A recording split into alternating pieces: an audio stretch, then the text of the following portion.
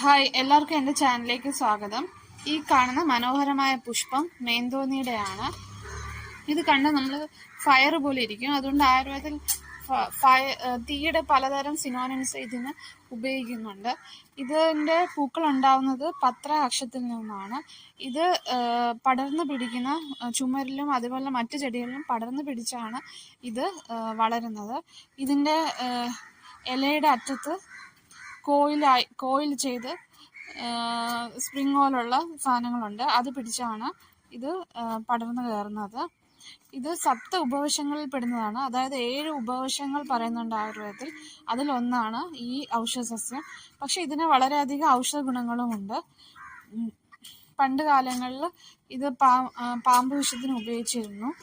മാത്രമല്ല, പ്രസവം താമസിക്കുന്ന സമയത്ത് ഗർഭാശയ ഭിത്തിയെ വികസിപ്പിക്കാനായിട്ട് ഇതിൻ്റെ പേസ്റ്റ് ഉപയോഗിച്ചിരുന്നു. ഇത് ഓഗസ്റ്റ് സെപ്റ്റംബർ മാസത്തിലാണ് ഇതിൽ പൂക്കൾ ഉണ്ടാവുന്നത്. ഇത് നശിച്ചു പോയാലും ഇതിൻ്റെ കിഴങ്ങ് മണ്ണിനടിയിൽ കിടക്കുകയാണെങ്കിൽ അത് ഓരോ വർഷവും വീണ്ടും കിളിർത്ത് വരുന്നതാണ്. പിന്നെ ഇത് പോയിസണസ് ആവുന്നത് ഇതിനകത്ത് കോൾക്കിക്കായ് എന്ന് പറഞ്ഞ ഒരു രാസഘടകം ഉള്ളത് കൊണ്ടാണ്.